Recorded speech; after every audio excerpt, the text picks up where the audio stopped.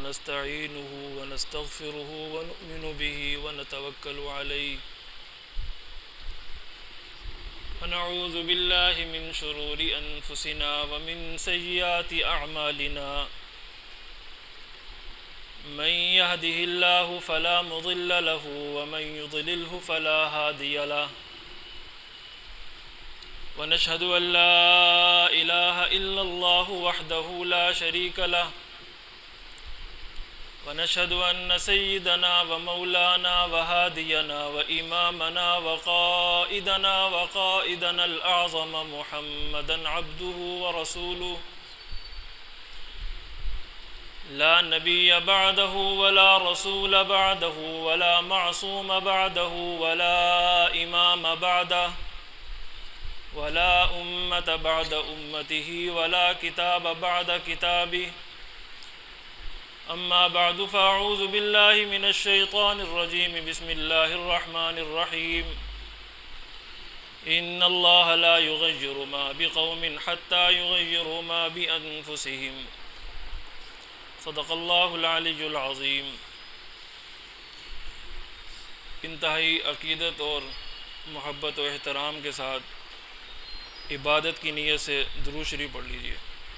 اللہم صلی علی محمد وعلی آل محمد کما صلیت علی ابراہیم وعلی آل۔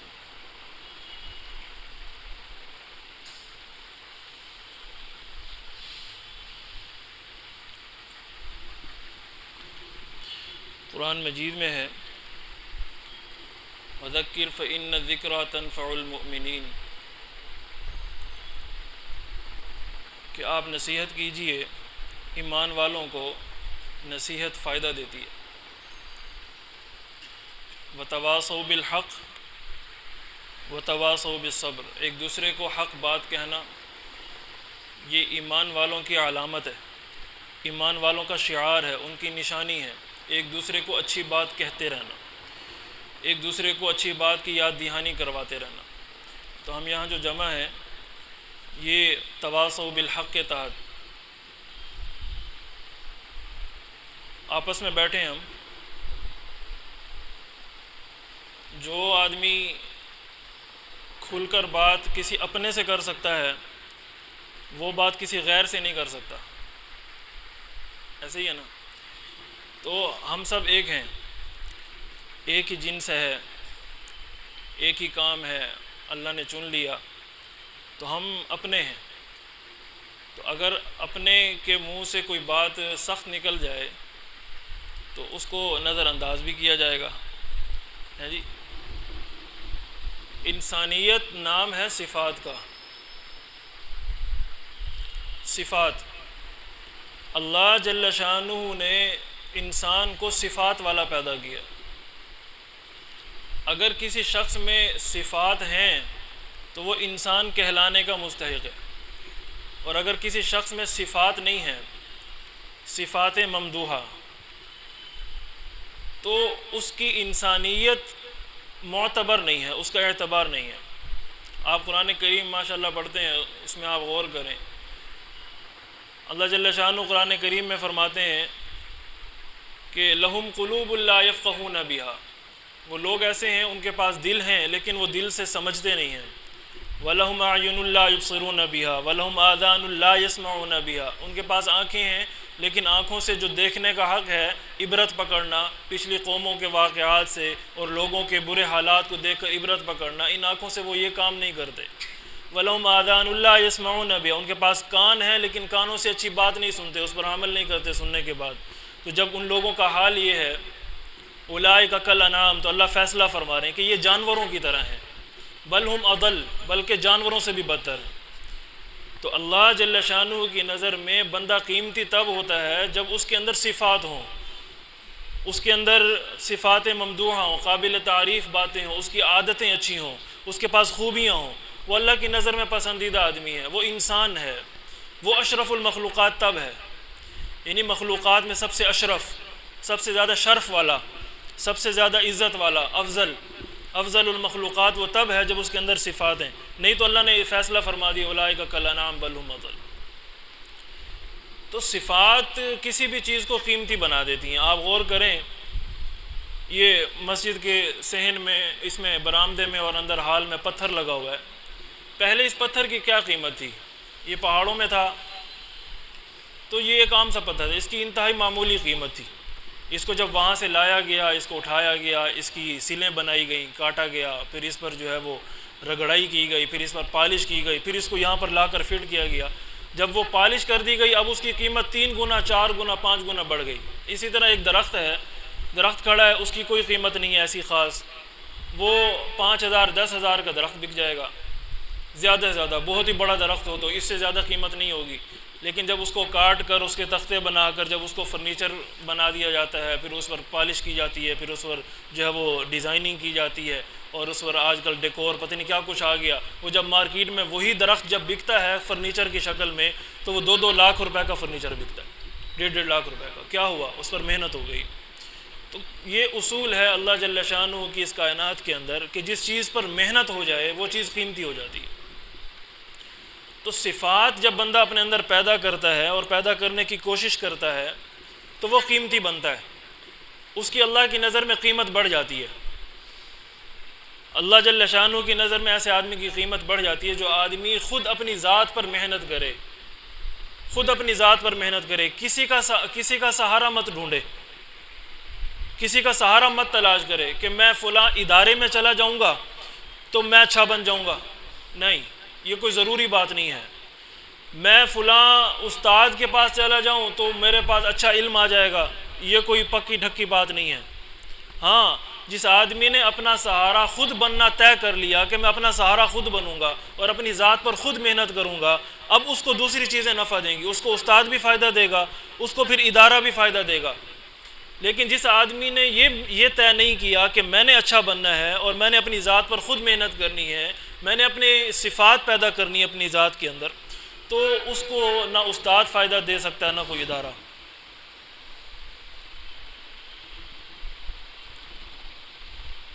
قرآن کریم میں جو قیمتی انسان بننے کی جو ترتیب بتائی گئی ہے، اچھا انسان بننے کی جو ترتیب بتائی گئی ہے، وہ ترتیب ہے پہلے تزکیہ، پھر ہے تحلیہ. تزکیے کا مطلب یعنی بری صفات سے اپنے آپ کو پاک کرنا، برے اخلاق سے اپنے آپ کو پاک کرنا. یہ پہلا مرحلہ ہے، پہلا نمبر ہے. جب بری صفات، برے اخلاق بندے سے نکل جائیں، اس کے بعد ہے اچھی صفات کو اپنانا. یہ ناممکن ہے کہ اندر بری صفات موجود ہوں اور آدمی اچھی صفات بھی اپنا لے، یہ ناممکن ہے. آپ نے مسئلہ پڑھا ہوا ہے کہ جب تک کنویں کے اندر وہ نجاست پڑی رہے تب تک سارے کنویں کا پانی نکالتے رہیں، اور بھر گیا پھر نکالتے رہیں، اور بھر گیا پھر نکالتے رہیں. کنواں پاک نہیں ہوگا جب تک کہ نجاست نہیں نکالی جائے گی. تو پہلے اپنے آپ کو پاک کرنا برے اخلاق سے، بری عادتوں سے، اور اس کا جائزہ لینا. وہ پتہ کیسے چلے گا؟ آدمی جب اللہ جل شانہ کی بارگاہ میں ہاتھ پھیلاتا ہے، اللہ کی بارگاہ میں فریاد کرتا ہے، اللہ کی بارگاہ میں دہائی دیتا ہے، ہاں جی، رونا دھونا اور پیٹنا کرتا ہے کہ اے اللہ مجھے اچھا بنا دیجئے، اور میری جو بری صفات ہیں، جو میری بری عادتیں ہیں، جو میرے برے اخلاق ہیں، اے اللہ ان کو سنوار دیجئے، ان کو اچھا کر دیجئے، ان کو مجھ سے دور کر دیجئے، اور مجھے بتا دیجئے وہ کون سے ہیں. تو جب بندہ اللہ سے مانگتا ہے، اللہ اس کی رہنمائی کرتے ہیں. اس کو خود بخود معلوم ہونے لگ جاتا ہے کہ میرے اندر کیا بری چیزیں ہیں، میرے اندر کیا غلط چیزیں ہیں. تو اپنا جائزہ لینا، اپنا محاسبہ کرنا، اپنا حساب لینا، یہ بہت ضروری ہے. اس کے بغیر انسان نہیں بنتا. وَقَدْ أَفْلَحَ مَنْ تَزَكَّى، اللہ فرما رہے ہیں کہ کامیاب وہ آدمی ہوا جس نے اپنا تزکیہ کیا، جس نے اپنے آپ کو پاک کیا. آگے فرمایا وَذَكَرَ اسْمَ رَبِّهِ فَصَلَّى. یہ جو ذکر کا نمبر ہے، اللہ کے ذکر کا جو نمبر ہے، اور فصلہ اور نماز کا جو نمبر ہے، وہ اللہ نے دوسرے نمبر پر رکھا. پہلے پاک کرے، قد افلح من تزکا. یہ چیزیں فائدہ کب دیں گی؟ اللہ کا ذکر، اللہ کی یاد کب فائدہ دے گی؟ جب آدمی کے دل میں برے اخلاق نہیں ہیں، بری عادتیں نہیں ہیں. آج ہم باوجود مدرسے میں رہنے کے، آج ہم باوجود اچھے ماحول میں رہنے کے، ہم گناہ کرتے ہیں، حسد کرتے ہیں ایک دوسرے سے. جی، ہمیں معلوم ہے کہ حسد حرام ہے. کسی دوسرے بھائی کی نعمت کو، اس کی اچھی کارکردگی کو دیکھ کر جلنا، یہ حرام ہے، ہم حسد کرتے ہیں، ہم چغلی کرتے ہیں، ایک کی بات ادھر لگائی دوسرے کی بات ادھر لگائی، ہم جو ہے جھوٹی شکایتیں کرتے ہیں، ہم تجسس کرتے ہیں۔ تو اللہ جل شانہ نے جو صفات کا اپنانے کا حکم دیا ہے وہ قرآن کریم میں آپ کے سامنے واضح ہے۔ آپ سورہ لقمان اٹھا لیجئے، آپ سورہ حجرات اٹھا لیجئے، اللہ نے آداب بیان کیے ہیں، حسن معاشرت بیان کی ہے کہ تمہاری آپس میں معاشرت کیا ہو، رہن سہن کیا ہو، تمہارے اخلاق کیسے ہونے چاہیے، یہ قرآن بیان کر رہا ہے واضح طور پر، اس لیے کہ قرآن جو ہے وہ انسانیت سکھاتا ہے۔ ہمارا جو دین ہے دین انسانیت ہے، انسانیت کا دین ہے۔ آپ نے وہ مشہور مقولہ سنا ہوگا حضرت تھانوی رحمۃ اللہ علیہ کا، فرمایا کہ جو آدمی میرے پاس اس نیت سے آ رہا ہے، آپ کو معلوم ہے مولانا اشرف علی تھانوی رحمۃ اللہ علیہ سے اللہ نے کیا کام لیا، پچھلی صدی کے مجدد کہے جاتے ہیں، 19ویں صدی 20ویں صدی جو گزر گئی ہے، یہ تو 21ویں صدی شروع ہو گئی، 20ویں صدی کے مجدد، یعنی اللہ نے ان سے دین کی تجدید کا کام لیا ہندوستان میں جو دین جو ہے وہ مردہ ہو رہا تھا، دین مٹ رہا تھا، ان کے ذریعے سے اللہ نے دین کو زندہ کیا۔ مجدد کا مطلب یہ ہوتا ہے دین کو زندہ کرنے والا۔ ایسی خدمات انہوں نے پیش کی، اللہ نے ایسا قبول فرمایا۔ وہ کہا کرتے تھے کہ جو آدمی میرے پاس اس نیت اور ارادے سے آ رہا ہے کہ میں ذاکر اور شاغل بن جاؤں، میں پیری مریدی سیکھ لوں، تو اس کے لیے ہندوستان میں اور بہت جگہیں ہیں، وہ وہاں چلا جائے۔ ہاں، یہاں تو صرف انسان بنانے کی محنت کی جاتی ہے، یہاں انسان بنایا جاتا ہے، جس نے انسان بننا ہو وہ یہاں آئے۔ اور حضرت تھانوی رحمۃ اللہ علیہ کے بارے میں مشہور ہے کہ وہ اگر معمولات انہوں نے بتائے ہیں، آپ کو پتہ ہے جب آپ بیعت کرتے ہیں کسی بھی پیر سے، کسی مرشد سے، تو وہ کچھ معمولات بتاتے ہیں کہ آپ نے تلاوت کرنی ہے، آپ نے اتنا استغفار کرنا ہے، آپ نے اتنا ذکر کرنا ہے، آپ نے جو اتنی دیر مراقبہ کرنا ہے، تو وہ معمولات بتاتے ہیں۔ تو مرشد جو ہوتے ہیں، جو پیر حضرات ہوتے ہیں، وہ ان معمولات کے اندر بڑے سخت ہوتے ہیں، وہ اس میں کمی گوارا نہیں کرتے۔ لیکن حضرت تھانوی رحمۃ اللہ علیہ کی خانقاہ کا عجیب اصول تھا، اگر کسی آدمی سے معمولات کے اندر کمی ہو جاتی، اس سے کوئی زیادہ باز برس نہیں کی جاتی تھی، اس پر زیادہ سختی نہیں کی جاتی تھی۔ ہاں، جس آدمی سے کوئی معاشرت کا اصول ٹوٹ جاتا، کسی کو کوئی تکلیف پہنچتی، کوئی دین کے کسی مسئلے کے خلاف وہ چلتا، اس کی زبردست باز پرس ہوتی، اس کو سزا دی جاتی تھی کہ آپ کی ذات سے کسی کو تکلیف کیوں پہنچی ہے، آپ نے خیانت کیوں کر لی، آپ نے جھوٹ کیسے بول دیا۔ حضرت تھانوی رحمۃ اللہ علیہ کے ایک خلیفہ تھے، بڑے اجل خلیفہ، بڑے بزرگوں میں ان کا شمار ہوتا تھا، لیکن ان سے ایک چھوٹی سی غلطی ہو گئی جس طرف ان کا دھیان نہیں گیا۔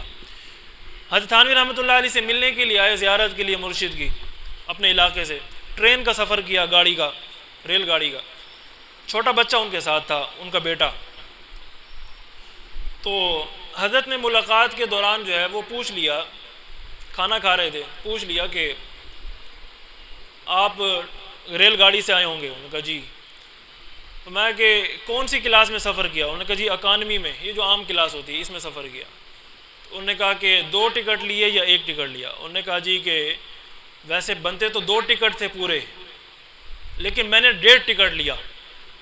ریلوے کا اصول ہے، اس وقت اصول تھا، اب کا مجھے معلوم نہیں اب کیا اصول ہے، لیکن اب بھی ہے، بچے کے لیے آدھا ٹکٹ ہوتا ہے۔ ریلوے کا اس وقت اصول تھا کہ 12 سال سے کم عمر بچے کا آدھا ٹکٹ ہوتا تھا، 12 سال سے اگر زیادہ ہو جائے تو پھر اس کا پورا ٹکٹ مردوں والا، یعنی اس کی پیسے آدھے لگتے تھے اور اس کے پورے لگتے تھے۔ تو انہوں نے کہا کہ حضرت یہ ویسے تو 13 سال کا ہے، میرا بیٹا یہ 13 سال کا ہے، لیکن لگتا دیکھنے میں ابھی 12 سال کا ہے، تو میں نے جو ہے آدھا ٹکٹ لے لیا اس کا اور 1 ٹکٹ اپنا پورا لیا، میں نے 1.5 ٹکٹ لے کر سفر کیا۔ تو حضرت تھانوی رحمۃ اللہ علیہ کا رنگ متغیر ہو گیا، جو پہلے خوش اخلاق بیٹھے تھے، مسکراتے ہوئے ان کے ساتھ بیٹھے تھے، تو آپ کا چہرہ بالکل بدل گیا۔ آپ نے کہا کہ مولانا آپ نے ریلوے کے محکمے کے ساتھ آدھے ٹکٹ کی خیانت کر لی، اور آپ اس کو معمولی سمجھ رہے ہیں کہ یہ لگتا 12 سال کا اور ہے 13 سال کا، 1 سال اس کی عمر زائد ہے۔ ریلوے کا اصول ہے کہ جس کی عمر 12 سال سے 1 دن زیادہ ہو جائے وہ پوری ٹکٹ لے گا۔ آپ نے آدھے پیسے محکمے کے اور حکومت کے مار لیے، غصب کر لیے، اور آپ جو ہے اپنے آپ کو بالکل مطمئن سمجھ کر بیٹھے ہیں کہ کچھ نہیں ہوا۔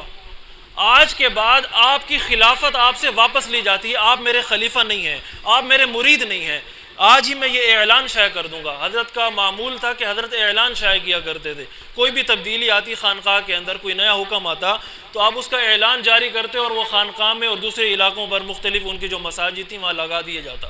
انہوں نے اعلان شائع کیا کہ فلاں جو صاحب ہیں آج کے بعد میرے خلیفہ نہیں ہیں، کوئی آدمی ان کو میرا خلیفہ سمجھ کر ان سے بیعت نہ کرے۔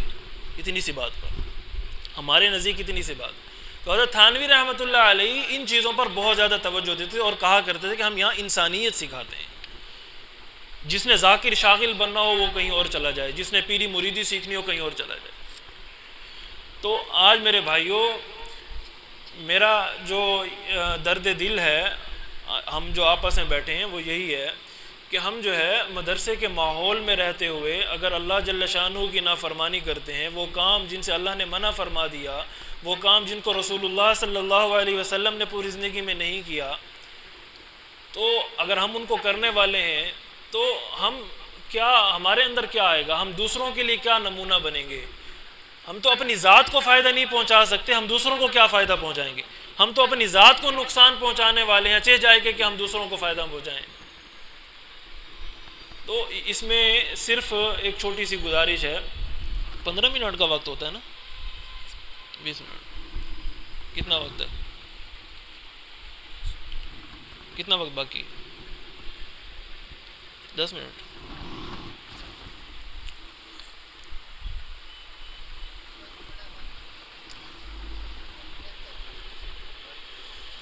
تو اللہ سبحانہ و تعالی، ہم اپنی مثال لے لیں، ہم اپنی ڈھیر پر گھر نہیں بناتے جہاں کچرا پڑا ہو، روڑی ہو، وہاں گھر بنائیں گے؟ کوئی بھی عقل مند آدمی اس جگہ پر گھر تعمیر نہیں کرتا، پہلے اس کو صاف کرے گا، پہلے اس جگہ کو صاف کیا جائے گا، اس کی بنیادیں تعمیر کی جائیں گی، بنیادیں بنائی جائیں گی، اس کو گھر کے قابل بنایا جائے گا، پھر گھر تعمیر کیا جائے گا، کوئی چیز تعمیر کی جائے گی، عمارت۔ کوئی بھی عقل مند آدمی ایسی جگہ پر عمارت تعمیر نہیں کرتا۔ تو جس بندے کے دل میں بغض ہے، جس بندے کے دل میں حسد ہے، جس آدمی کو جھوٹ کی عادت ہے، جو آدمی بے نمازی ہے، جس کو نماز میں دل نہیں لگتا، نماز پڑھنا اس کے لیے بوجھ ہے، جس آدمی کے دل میں علم کا احترام نہیں ہے، علماء کا احترام نہیں ہے، اساتذہ کی عظمت نہیں ہے اس کے دل میں، تو اس آدمی کو اللہ اپنے دین کی اشاعت کے لیے، دین کی تعمیر کے لیے منتخب کریں گے؟ ہمیں کیا لگتا ہے اللہ ہم سے کام لیں گے؟ اللہ ہمیں قبول کریں گے اپنے دین کی تعمیر کے لیے اور دین کی اشاعت کے لیے؟ ایک کچرے کے ڈھیر کو، میں اپنی بات کر رہا ہوں معذرت کے ساتھ ہاتھ جوڑ کر، میں آپ کو نہیں کہہ رہا، اللہ کی قسم یہ میں خود کو کہہ رہا ہوں کہ ایک آدمی جو کچرے کا ڈھیر ہے، جس نے اپنی صلاحیتوں کو کچرا بنا دیا، جس نے اپنی صلاحیتوں کو بالکل گندگی کے ڈھیر میں تبدیل کر دیا، کیا وہ امید رکھے اللہ جل شانہ سے کہ اللہ اس سے کام لیں گے دین کی تعمیر کا اور لوگوں کی فلاح اور بہبود کا اور لوگوں میں دین کے نافذ ہونے کا؟ اللہ اس سے کام لیں گے؟ یہ ہماری خام خیالی ہے، شیطان نے ہمیں دھوکے میں ڈال دیا۔ تو جب تک ہم اپنے آپ کو تبدیل نہیں کرتے، جب تک ہم اپنی صفات میں بہتری پیدا نہیں کرتے، ہم خود کو خود قیمتی نہیں بناتے، لا یغیر ما بقوم، اللہ فرما رہے ہیں، اللہ نے اصول بنا دیا، ان اللہ لا یغیر ما بقوم، اللہ کسی کی حالت نہیں بدلتے، اللہ کسی قوم پر رحمت نہیں کرتے اس وقت تک حتی یغیروا ما بانفسہم، جب تک کہ وہ اپنے اندر کی حالت کو تبدیل نہ کر لیں، حتی یغیروا ما بانفسہم، جو ان کے نفس کے اندر ہے، جو عادتیں، جو صفات، جو اخلاق، جو کچھ ان کے اندر ہے، جب تک وہ اس کو تبدیل نہیں کرتے اللہ اپنی رحمت کا فیصلہ نہیں فرمائیں گے۔ پہلے بندہ اپنے ذمے جو کام ہے وہ کرے، اللہ کی رحمت بعد میں آئے گی۔ پہلے اپنے ذمے کام تو ہم کر لیں نا، پھر اللہ سے دعا مانگیں، اے اللہ میرے بس میں یہ تھا، میں تیرے ساتھ وفادار ہوں، میں تیری نافرمانی نہیں کر رہا، میں تیرے محبوب صلی اللہ علیہ وسلم کی زندگی کو اپنا رہا ہوں، اے اللہ اب تو رحمت فرما، مجھے کسی کھاتے کا بنا دے، مجھے قبول کر لے، اے اللہ مجھے ضائع نہ فرما۔ تب تو یہ دعا ہے نا۔ آج ہمارا جو مدرسے کا ماحول ہے، ہمارا جو تعلیمی ماحول ہے، معذرت کے ساتھ، وہ اس کی وجوہات مجھے نہیں پتا کہ کیا ہوا، کیسے ہوا، یہاں تک ہم کیسے پہنچے، لیکن حقیقت یہ ہے کہ ہمارے نظام تعلیم کے اندر، ہمارے نظام تعلیم اور تربیت کے اندر رسول اللہ صلی اللہ علیہ وسلم کا اسوہ حسنہ اور آپ کی سیرت طیبہ، اس کی تعلیم کہیں نہیں ہے کہ ہم آپ کے اسوہ حسنہ کو سیکھیں۔ رسول اللہ صلی اللہ علیہ وسلم کو اسوہ حسنہ کیا تھا جس کو قرآن کہتا ہے کہ وہ تمہارے لیے نمونہ ہے، وہ نمونہ تھا کیا؟ سیرت طیبہ حضور صلی اللہ علیہ وسلم کی کیا تھی؟ آپ کی زندگی مبارک کیا تھی؟ ہمارے نظام تعلیم میں نہیں پڑھایا جاتا، ہماری تربیت کا حصہ نہیں ہے۔ آپ بتائیں کہیں ہے؟ ہاں، جزوی طور پر احادیث کے اندر اعلیٰ فوقانی درجات کے اندر، دور حدیث میں، مشکات شریف میں، وہاں جا کر تو ہم پڑھ لیتے ہیں احادیث میں جزوی طور پر کہیں کہیں کہ رسول اللہ صلی اللہ علیہ وسلم کی یہ عادت تھی، آپ کے یہ شمائل تھے، آپ کے یہ اخلاق تھے، آپ کے یہ خصائل تھے، کہیں کہیں پڑھ لیتے ہیں، لیکن ایک مکمل تصویر، ایک مکمل شکل اسوہ حسنہ کی وہ کہیں نہیں ہے۔ سیرت طیبہ کا مکمل مضمون وہ کہیں نہیں ہے۔ ہم نہیں پڑھتے کہ حضور کی زندگی کیا تھی، آپ کا برتاؤ کیا تھا، آپ کا لوگوں سے حسن معاشرت کیا تھی۔ آپ یہ دیکھیں حضور صلی اللہ تعالیٰ علیہ وسلم دنیا سے بے رغبت تھے، دنیا سے بے رغبت تھے۔ آج مولوی دنیا کے پیچھے بھاگ رہا ہے جی۔ حضور صلی اللہ علیہ وسلم کا نام لے کر تعلیم دینا، حضور صلی اللہ علیہ وسلم کا نام لے کر لوگوں میں تلقین کرنا، تبلیغ کرنا اور لوگوں میں اپنی واہ واہ کروانا، اور اپنا حال یہ ہے کہ دل میں دنیا بسی ہوئی ہے اور دنیا کے پیچھے بھاگ رہے ہیں، جبکہ کہتے یہ ہیں کہ حضور دنیا سے بے رغبت تھے۔ ہم کرتے ہیں نا جی ایسے، دل میں پیسے کی محبت ہے، مال کی محبت ہے، پیسہ آ جائے کیسے بھی آ جائے۔ آج مولوی یہ کہتا ہے کہ کیسے ہی آ جائے، پیسہ آ جائے بس، حالانکہ حضور دنیا سے بے رغبت تھے، دنیا کی کوئی رغبت نہیں تھی۔ آ گئی اللہ کا فضل ہے، نہیں آئی کوئی وہ نہیں ہے، افسوس نہیں ہے، کوئی پریشانی نہیں ہے، کوئی دہائی نہیں ہے، ہائے ہائے نہیں ہے کہ میری زندگی کیسے گزر رہی ہے، بڑی تنگی والی زندگی ہے، نہیں، اس پر راضی، رضا بالقضاء، اللہ نے جو فیصلہ فرما دے اس پر راضی ہونا۔ رسول اللہ صلی اللہ علیہ وسلم انتہا کے سخی تھے، انتہائی سخی آدمی، کائنات میں شاید ان سے بڑا کوئی سخی آدمی گزرا ہو۔ ہم نے تو حاتم طائی کو مشہور کر دیا نا اپنے نصاب کے اندر۔ ہمارے جو بڑے ہیں، جو ہمارے ملک کے، ہماری حکومتوں کے جو بڑے ہیں، انہوں نے بڑے سلیقے کے ساتھ، بڑے قرینے کے ساتھ ہمارا دھیان حضور کی سخاوت سے ہٹا دیا اور ہمارے سامنے سخاوت کس کی بلند کر دی؟ حاتم طائی کی، کہ وہ بڑا سخی تھا۔ وہ حضور صلی اللہ علیہ وسلم کی سخاوت میں پاؤں کی میل بھی نہیں تھا۔ حضور صلی اللہ علیہ وسلم اتنے زیادہ سخی، کبھی زندگی بھر کسی کو انکار نہیں کیا، حتیٰ کہ تن کے کپڑے اتار کر دیے۔ اگر کسی نے تعریف کر دی اور وہ آدمی ضرورت مند تھا، حضور صلی اللہ علیہ وسلم کی عادت مبارکہ تھی، جس کسی نے آپ کی کسی چیز کی تعریف کر دی، آپ نے وہ چیز اس کو دے دی، اگرچہ آپ خود ضرورت مند تھے۔ مشہور واقعہ ہے، ایک صحابی نے آپ کو چادر ہے کسی ملک سے، ایک بادشاہ نے بھیجی، اور وہ بڑی قیمتی چادر تھی، بڑی خوبصورت لگتی تھی رسول اللہ صلی اللہ علیہ وسلم جب اس کو پہنتے تھے، اور آپ کے پاس اس سے پہلے چادر نہیں تھی۔ چادر اس وقت یعنی اوپر کا جو لباس ہم جو قمیص پہنتے ہیں اس کی جگہ چادر ہوتی تھی، چادر لپیٹی جاتی تھی۔ ایک صحابی نے آ کر تعریف کر دی، یا رسول اللہ بڑی خوبصورت چادر ہے، اور ان کو معلوم تھا کہ حضور کی عادت طیبہ یہی ہے کہ آپ کے سامنے جب کسی چیز کی تعریف کر دیجیے آپ انکار نہیں کرتے، ان کو معلوم تھا، لیکن پھر بھی آ کر تعریف کی، یا رسول اللہ بہت خوبصورت چادر۔ آپ نے اتاری، ان کو گھر تشریف لے گئے، وہاں پر جا کر اندر سے بھجوا دی، کیونکہ اس وقت اپنے بدن کو ننگا کرنا مناسب نہیں سمجھا، گھر تشریف لے گئے، اندر سے بھجوا دی۔ صحابہ نے بڑی ملامت کی کہ یہ تو نے کیا کیا بھائی، تجھے معلوم تھا حضور کے پاس چادر نہیں ہے، حضور خود ضرورت مند ہے، اور تو نے پھر بھی مانگ لی۔ تو وہ روتے ہوئے کہنے لگے، اللہ کی قسم میں نے دنیا کے لیے نہیں مانگی، میں نے صرف اس نیت سے مانگی کہ جب میں مر جاؤں گا اس کو میرا کفن بنایا جائے، اللہ ہو سکتا ہے اس کی وجہ سے میری بخشش کر دیں۔ وہ بھی صحابی تھے نا۔ تو حضور کی سخاوت انتہائی سخی تھی۔ آج ہم دیکھ لیں، ایک روپے کے پیچھے لڑتے ہیں، 10 روپے کے پیچھے لڑتے ہیں ایک دوسرے۔ تو نبی کریم صلی اللہ تعالیٰ علیہ وسلم کا اسوہ حسنہ اگر ہماری زندگی میں نہیں ہے، ہم کس منہ سے لوگوں کو دعوت دیں ہیں جی؟ ہم کیسے اپنے آپ کو مولوی کہہ سکتے ہیں کہ جی ہم دین والے ہیں، ہم دیندار ہیں؟ نہیں، یہ اپنے آپ کو دھوکہ دے رہے ہیں، یہ لوگوں کو دھوکہ دے رہے ہیں، اللہ کو دھوکہ نہیں دے سکتے، اللہ کو دھوکہ دینے کی کوشش کر رہے ہیں۔ نبی کریم صلی اللہ تعالیٰ علیہ وسلم انتہائی حیا والے، آپ صلی اللہ علیہ وسلم کی حیا کا عالم یہ تھا کہ آپ کسی کو آنکھ بھر کر، پوری آنکھ کھول کر نہیں دیکھتے تھے، پوری آنکھ کھول کر نہیں دیکھتے تھے۔ ایک مرتبہ دیکھا اور فوراً نظریں جھک جائیں۔ حضور صلی اللہ علیہ وسلم کی نظریں ہمیشہ جھکی رہتی تھی، جھکی ہوئی نظریں ہوتی تھیں۔ کسی سے بات کی بس آنکھیں جھپکے پلک جھپک کر تھوڑا سا دیکھا اور پھر نظر جھکا لی، تھوڑی دیر کے بعد پھر دیکھا بات کرتے ہوئے، پھر دیکھا پھر نظر جھکا لی. مسلسل حضور صلی اللہ علیہ وسلم کسی کے چہرے پر نہیں دیکھتے تھے حیا کی وجہ سے. اتنا حیا تھا، نظروں میں اتنا جھکاؤ تھا. آج ہم کیسے حیا والے؟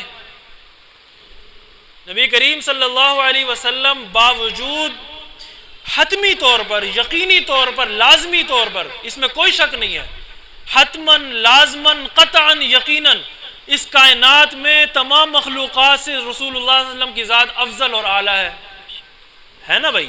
ہمارا عقیدہ ہے.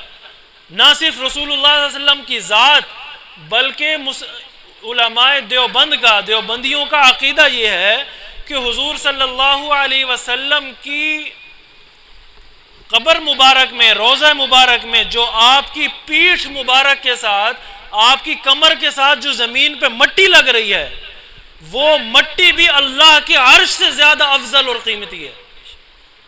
دیوبندیوں کا عقیدہ بتا رہا ہوں، جن کو گستاخ کہا جاتا ہے کہ یہ گستاخ رسول ہے، حضور صلی اللہ علیہ وسلم کی شان میں گستاخ ہے. ان کا عقیدہ یہ ہے کہ دنیا کے اندر یا دنیا سے پردہ کرنے کے بعد حضور صلی اللہ علیہ وسلم کے قدم مبارک سے یا آپ کے جسم مبارک سے جو مٹی لگتی ہے، وہ مٹی اللہ کے عرش سے زیادہ افضل ہے. وہ عرش جس کی قسم اٹھائی ہے قرآن کریم میں اللہ نے، اس عرش سے حضور صلی اللہ علیہ وسلم کی جسم سے لگنے والی مٹی زیادہ افضل. تو حضور صلی اللہ علیہ وسلم اعلیٰ، افضل اور اشرف تمام مخلوقات سے زیادہ ہے نا بھائی. لیکن اس کے باوجود حضور کا مزاج یہ تھا کہ وہ آپ صلی اللہ علیہ وسلم اپنے آپ کو چھوٹا سمجھنے کی طرف مائل تھے. اپنے آپ کو چھوٹا سمجھنا آپ کو اچھا لگتا تھا، اپنے آپ کو چھوٹا سمجھتے تھے باوجود بڑے ہونے کے. آج ہم چھوٹے ہیں اور ہمیں بڑا بننا اچھا لگتا ہے. آپ بڑے تھے اور آپ کو چھوٹا بننا اچھا لگتا تھا. آپ حضور صلی اللہ علیہ وسلم کی دعائیں دیکھیں، حیران رہ جائیں کہ یہ کون سی ذات مانگ رہی ہے اللہ سے. اللہم انی ضعیف فقوینی، اے اللہ میں کمزور ہوں، مجھے اللہ قوی کر دیجئے. اللہم انی ذلیل فاعزنی، اے اللہ میں ذلیل ہوں، مجھے عزت والا کر دیجئے. یہ امت کو سکھایا جا رہا ہے کہ اللہ کے سامنے اپنی عاجزی کیسے ظاہر کرو. تو میرے بھائیوں، ہمیں صفات اپنانے کی ضرورت ہے، تبھی ہم قیمتی بنیں گے. جب قیمتی بنیں گے اللہ ہمیں تب قبول کریں گے. کچرے کو کوئی بھی عقل مند آدمی قبول نہیں کرتا. اللہ کی ذات پاک ہے اس سے کہ اللہ کچرے کو قبول کر لیں، اللہ کچرے کو پسند کر لیں. ہاں، قیمتی بنیں گے، اپنے اوپر محنت کریں گے، اپنے اندر صفات پیدا کرنے کی کوشش کریں گے اور اس میں لگے رہیں گے اور اللہ سے مانگتے رہیں گے اے اللہ ضائع نہ فرما، اللہ ضائع نہ فرما. ایک دعا، صرف اس دعا کو پلے باندھ لیں.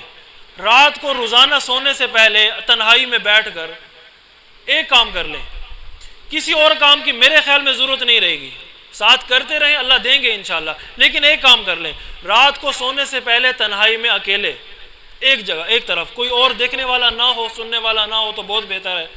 لیکن اگر کوئی ہو تو پھر دل میں اللہ کے بارگاہ میں آنکھیں بند کر کے اللہ کی بارگاہ میں پہنچ جائیں اور اللہ سے باتیں کریں. اے اللہ بڑا گندا ہوں، اللہ گناہ ہو جاتے ہیں، اللہ آنکھیں بھٹک جاتی ہیں، بد نظری ہو جاتی ہے، بازار میں جاتے ہیں، اللہ بے ادبی ہو جاتی ہے مدرسے کے ماحول میں، اللہ مجھے معاف کر دے. اے اللہ مجھے ضائع نہ فرمانا، اللہ مجھے ضائع نہ فرمانا، اللہ مجھے قبول کر لے، اللہ مجھے کسی کھاتے میں قبول کر لے، کسی کھاتے کا بنا لے، کسی کام کا بنا لے، اللہ مجھے ضائع نہ فرمانا. روزانہ یہ عادت بنا لے، اللہ مجھے ضائع نہ فرمانا. مجھے ضائع ہونے سے بڑا ڈر لگتا ہے. بیکار آدمی کی کوئی عزت ہے بھائی دنیا میں؟ ایک ہمارے یہاں کے فاضل ہیں، جامعہ قاسم لوم کے فاضل ہیں. سن 2008 میں انہوں نے یہاں سے دورہ حدیث کیا.